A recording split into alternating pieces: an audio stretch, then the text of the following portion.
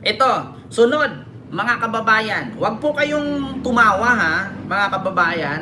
Wag din po kayong magalit, mga DDS na nanonood sa akin. Ito, basahin ko po at reaksyonan po natin ang reaksyon ni Ramon Tulfo nung nag-announce si Sara na tatakbong presidente.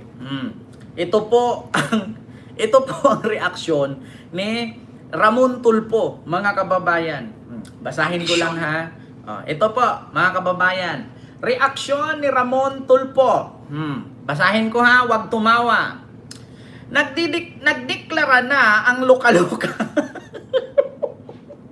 Nagdeklara na ang luka-luka na tatakbo siya pagka-presidente sa 2028. Pakinggan ninyo yung pinagsasabi niya, walang sense. Putang ina. Ikaw ba naman? Alam nyo, sa totoo lang, itong reaksyon ni Ramon Tulfo, mga kababayan, itong reaksyon ni Ramon Tulfo, totoo po yan. Sinabi na niya yan noon, Diyos ko.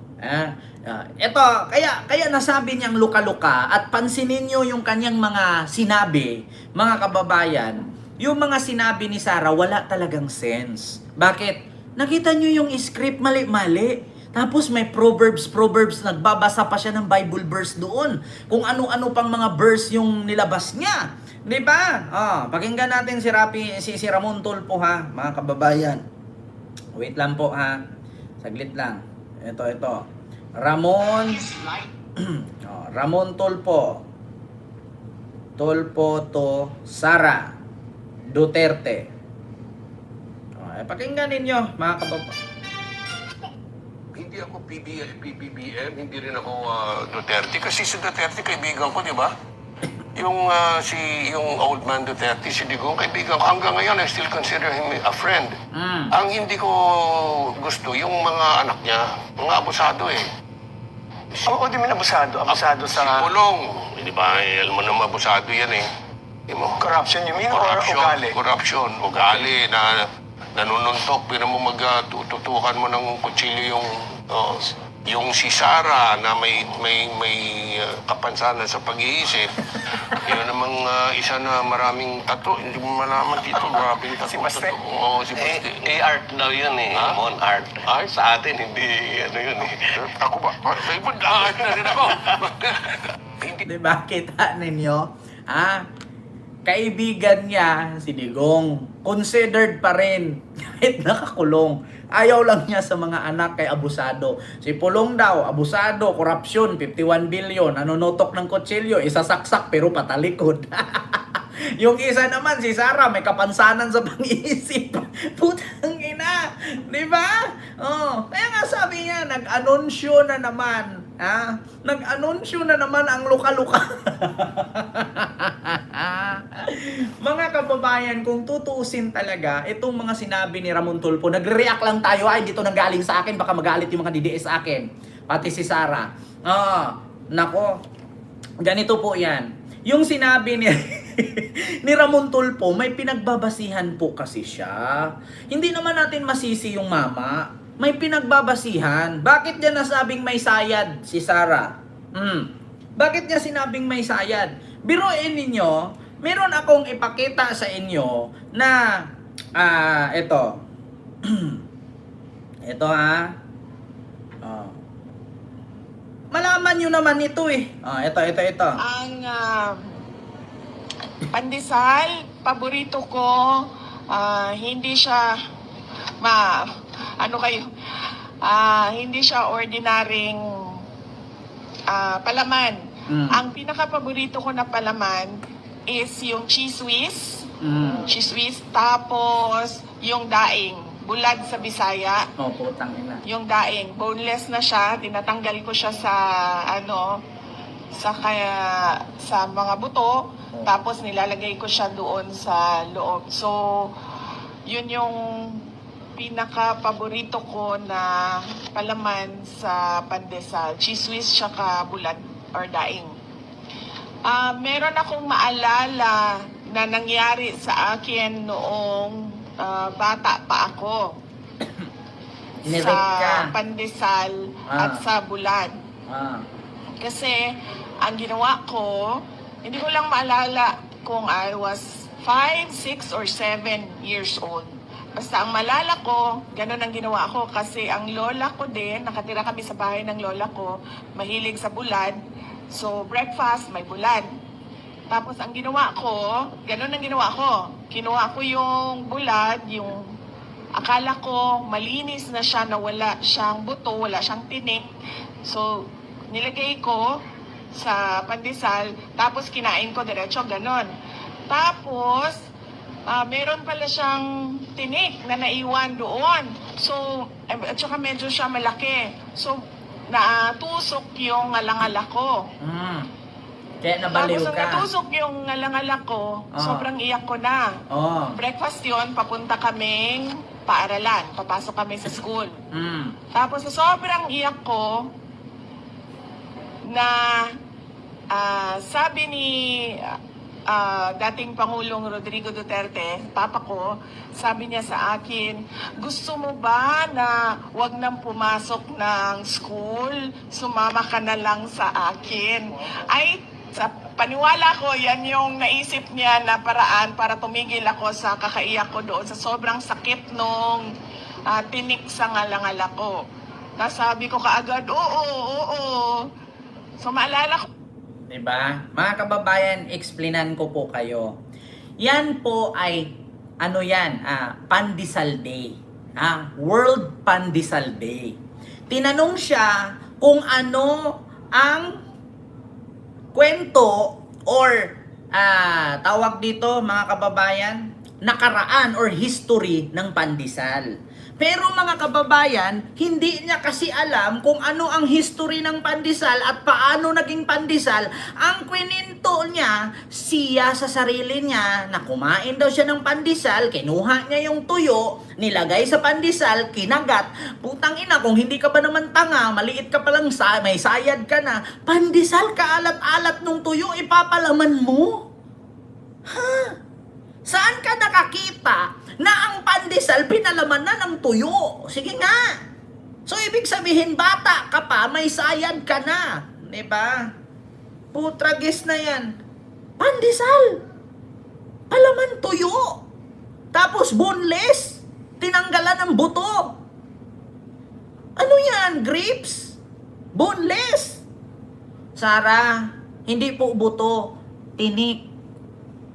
At saka, yung daing, ang daing po, sa Tagalog, nakababad sa suka na may bawang at paminta. Nasa sayo kung lagyan mo pang sibuyas. At hindi po tuyo ang daing. Matutuyo lang siya pag piniprito. Magkaiba ang daing at tuyo. Ang tuyo, sa Maynila, galunggong yun, galunggong na tuyo, yung dilis, galunggong yun yung binilad sa init. Ang daing binabad sa suka. Kaya nga, tama mga kababayan, na si Sara may kapansanan sa pag-iisip. Sabi ni Muntulpo. Kaya mga kababayan, mahirap po kapag magkaroon tayo ng presidenteng ganyan. Paano na lang? Paano kung meron tayong presidenteng ganyan, tapos i-interviewin ka ng mga ibang lahi, tapos sobrang islang? O katulad kay PBBM, tignan nyo, pag in-interview siya, kahit sinong lahi ang nagtatanong sa kanya, nagigets at naintindihan niya agad. Si Sara, paano na? Simpleng katanungan Tagalog, ano po ang history ng pandesal? Kasi World Pandesal Day po ngayon. Alam nyo, nung bata pa ako, ang pandesal, hindi ordinaryong palaman.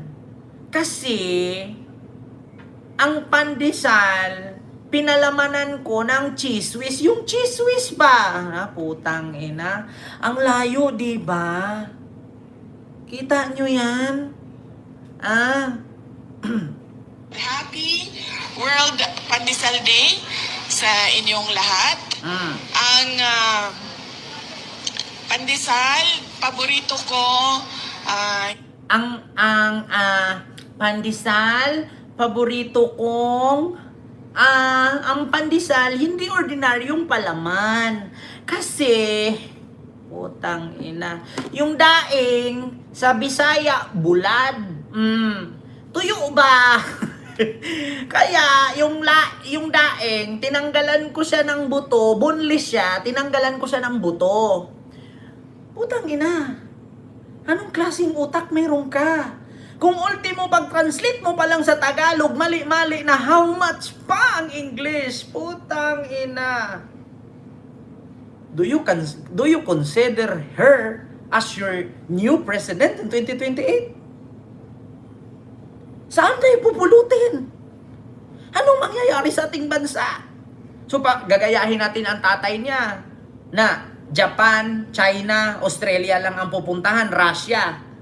Hindi na siya pupunta ng Europe at Amerika. Di ba? Kinikingkoy ni Sarah, kinikitoy-kitoy. Di ba? Initok-itok. Ha? Ay, Diyos ko mga kababayan, hindi po ako namumuna kay Sarah kasi hindi naman din po ako magaling sa English. Pero, putang ina, Tagalog na nga, mali pa eh. Diba? Alam nyo, sa totoo lang mga kababayan, pagdating natin sa international media, pag tinatanong siyang ganyan-ganyan, naku, patay tayo dyan, mga kababayan. Ha? Pag tinanong siyang ganyan-ganyan, patay tayo niyan. Ha? Walang mangyayari sa ating bansa, mga kababayan, kapag ka ganyan ang ano. Kaya sabi nga ni Montulpo, nag-anunsyo na ang luka-luka. Ay nako. Mga kababayan, lalo na kung mahina English, nakakahiya. Totoo po, ang hina po talaga. Tingnan nyo ha, tingnan nyo. Gusto nyo bang makita? Hindi siya, hindi siya ordinaryong Palaman. palaman. Ang pandesal hindi ordinaryong palaman. Paano naging palaman ang pandesal? Itinapa yun. Ang palaman yung cheese whiz. Diba kasi alam nyo kay Sarah, yung katawan niya nandyan nakaupo, nagsasalita. Pero yung utak niya nandun sa basketball court, nagpapasa-pasa ng bola. Ganun kasi siya. Yung katawan niya andyan nakaupo, may hawak mikropono, nagsalita. Pero yung utak niya nandun sa basketball court, namigay ng bola. Layo, di ba? Physically present, mentally absent. Ganyan. Kita ninyo. Ito pa. Ay, Diyos ko. Itok-itok. Sarah, itok-itok.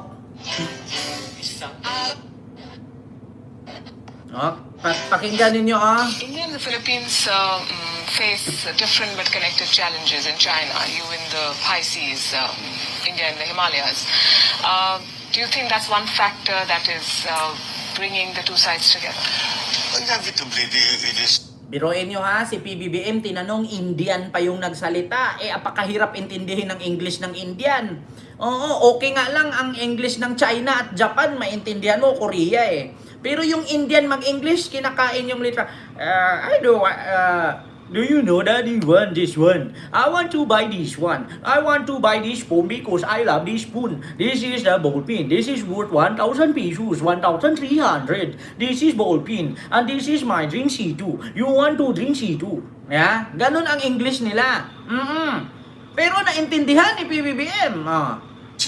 But we are forming here. That's one of the Pagdating kay Sarah. New parts of the India-Philippines relationship is this formation of a global coalition, really, of like-minded states. There are states that share our values, that share our adherence to international law. And in our cases, specifically, it's the UNCLOS, because it's the law of the sea, and that is where we are having problems. But essentially, the similarity between our situations is that it is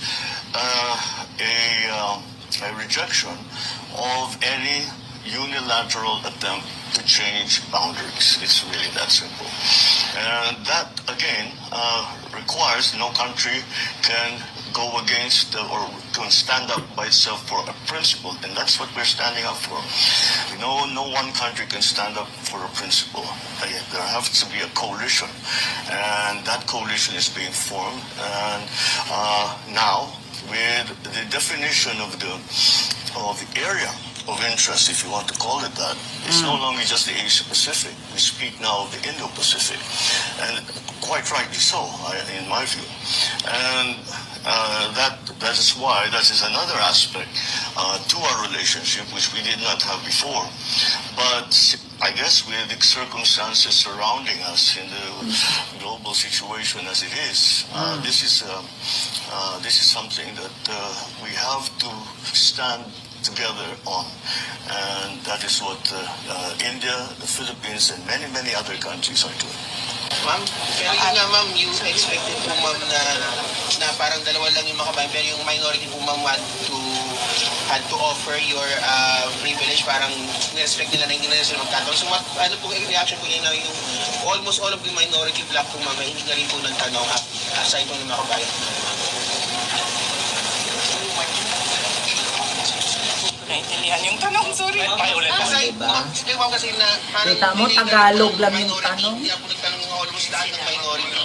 Kita niyo, Tagalog lang yung tanong pero hindi niyo naintindihan kasi nga uulitin ko, physically present yan, mentally absent yung utak niya nandun sa basketball court. Nag-shoot the ball. Ganun siya, mga kababayan. Kaya hindi niya maintindihan. Alam niyo yung kaharap mo yung nag-interview, tinitigan mo, kalaki-laki ng mata mo, kalapad-lapad ng mukha mo. Ma'am, ano pong maging reaksyon nyo? Kasi kadalasan po lahat ay majority black, ay kawawa po ang minority black. So, kawawa naman po ang mga senador na kaalyado mo. So, ano pong reaksyon mo? Pasensya na, hindi ko maintindihan yung tanong. You always playing basketball, but your mind is not there. You always staring, you always physical present, but your mind is not there. You go to India. You should find the Kalabaw in India. You buy ball in India and you give to the Philippines. There are so many basketball player in the Philippines. Putang ina, physically present, mentally absent. Putang ina. Physically present. The interviewer is on the front, but you don't understand what the interviewer see. Kita nyo yan? Ganyan po siya katanga. Lalo na siguro pag Arabo ang magtanong sa kanya. Putang ina talaga, mga kababayan. Ano na mangyari sa ating bansa pagkaharap na niya yung mga hari ng Dubai, Saudi at Qatar? Siyempre magtatanong yan ngayon. What would you do? Bring me some food. I want to eat food like that. Di ba ganun yan? Baba. What can I do for you? What kind of food? You want to eat biryani? Or you want to eat Fanta? You want to drink Fanta? Gagano yung Arabo eh. Ako gusto kain. Ano gusto mo inumin? Meron ako dito Fanta, kulay violet. Sa inyo royal pangalan. Dito sa amin Fanta. Ano gusto mo kain? Mulon? Gusto mo biryani? Gusto mo ano gusto mo kain? Gusto mo kain karni kambing o gusto mo bayag ng kamil? Ay, Diyos ko, Sara. Tagalog na yung interview sa kanya. Hindi pa rin niya naintindihan. Ito kasi.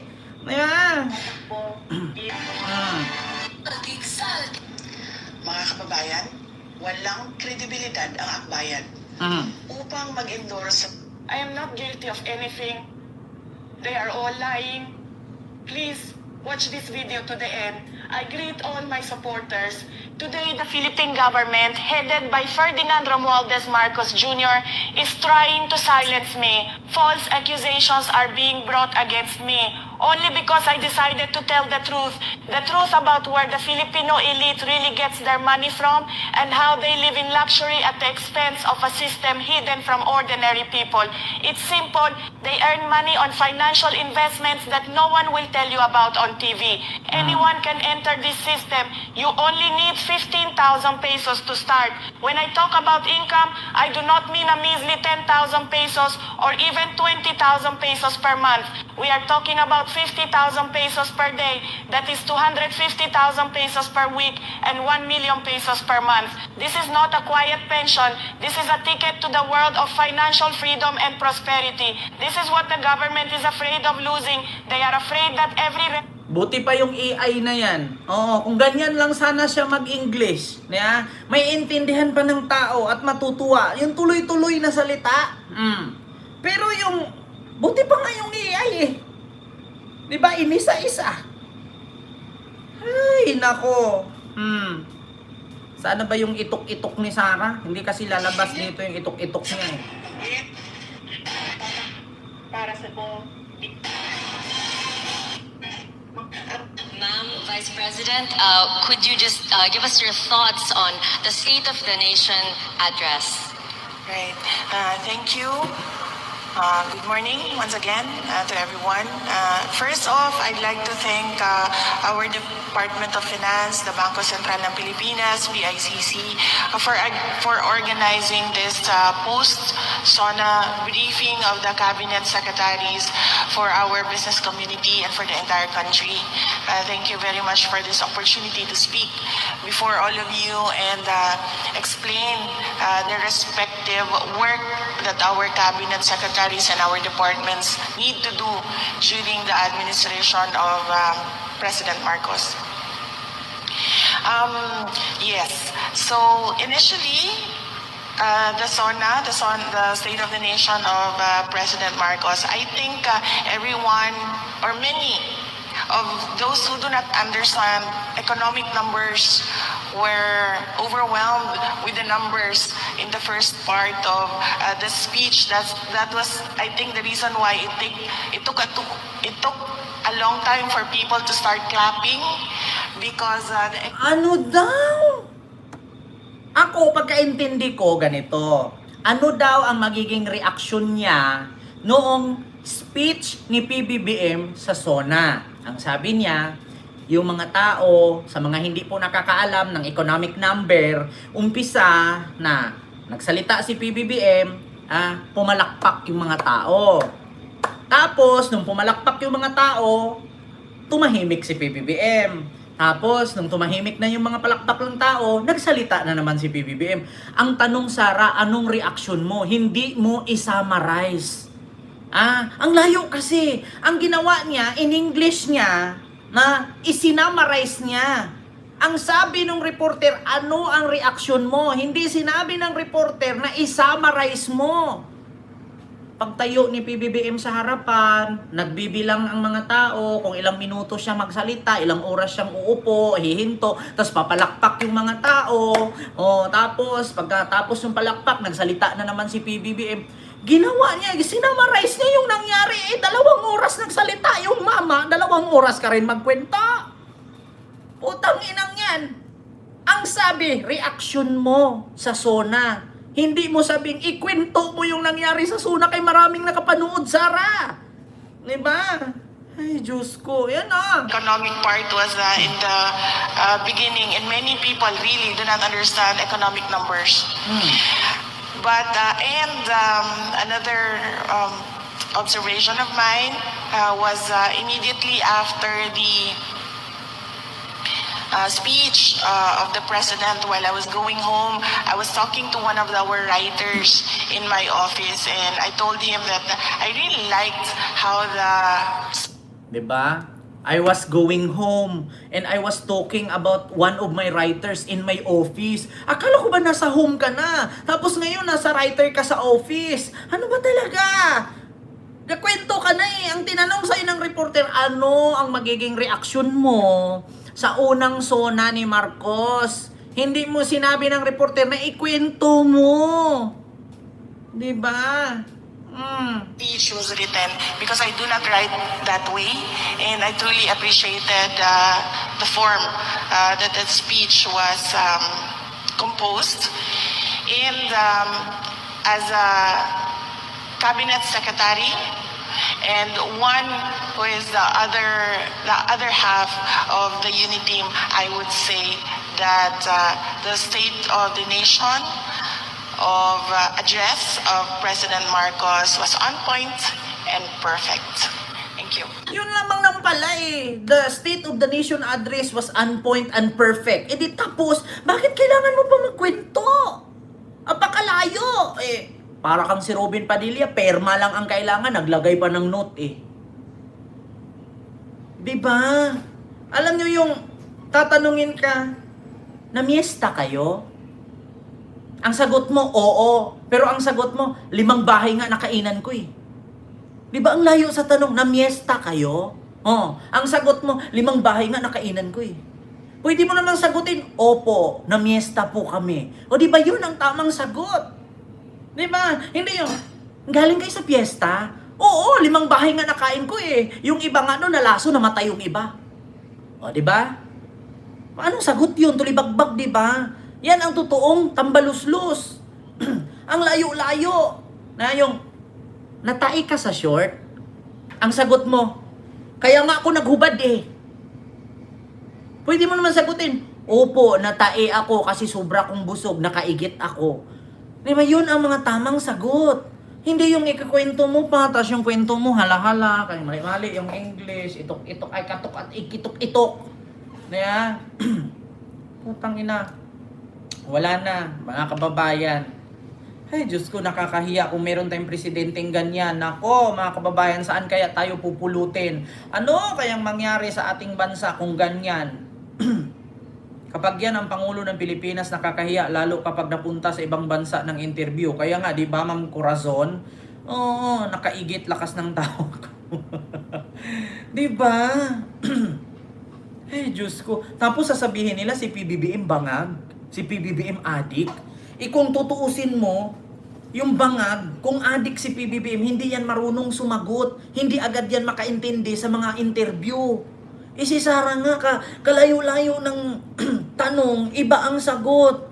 Di ba tatanungin mo, ano po ang masasabi mo sa World Pandesal Day? Ano pong history? Ang pandesal, ano eh, hindi siya ordinaryong palaman. Kasi, ang pinalaman ko, yung cheese whiz, palaman.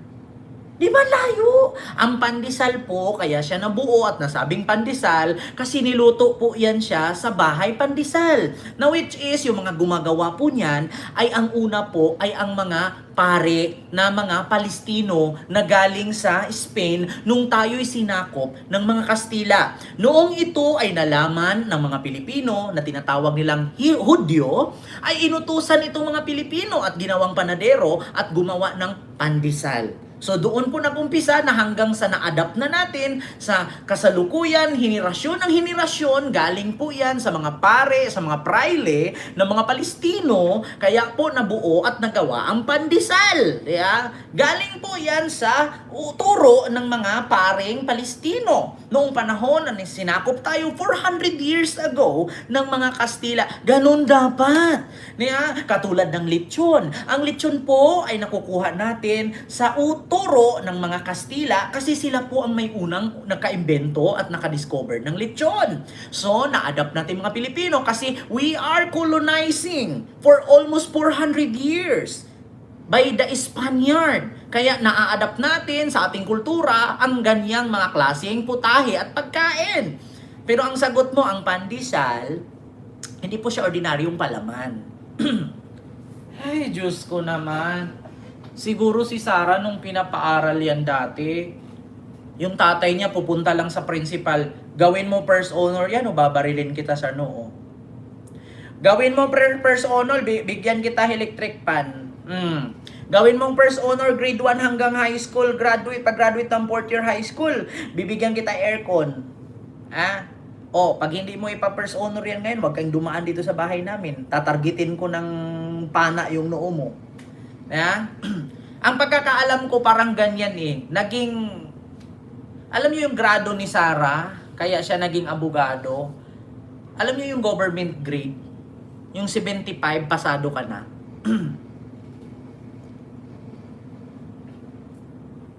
Sabi ni Sir Jonathan Starr, pati yung pagka-abogado niya siguro tinakot yung nagpa-exam. Diba? O noon, alam nyo, question ng mga DDS si Manny Pacquiao, bakit daw naging sundalo? Dati, boksingero lang naman daw. Bakit naging sundalo? Mga tanga, reservist lang si Manny Pacquiao. Diba? May karapatan po si Manny Pacquiao maging reservist kasi may nagawa po siyang maganda sa ating bayan. Diba? Si Sara nga naging reservist. Ano bang ginawa ni Sara? Sige nga. Yung magnakaw ng confidential fund. Diba? Biruin nyo. Ay nako, mga kababayan, ayaw ko na magsalita kasi less talk, less mistake. Pero lagi na lang tayong mistake kung ganyan ang ating ano. Kent, baka bago dumating ng Senado ang impeachment niya, biglang mag-resign. Diba? Naku, mga kababayan, nakakahiya po. Alam mo si Sarah, kapag kailaban mo yan siya sa mga nasa Montessori school, talo si Sarah, sa totoo lang. Yung preamble nga, di niya alam eh. Diba? Dapat ang preamble, memorize mo yan kasi abogado ka. Diba? Ay, nako. So, yun lang po. Mga kababayan, yung ating reaksyon, no, sa mga oras na ito.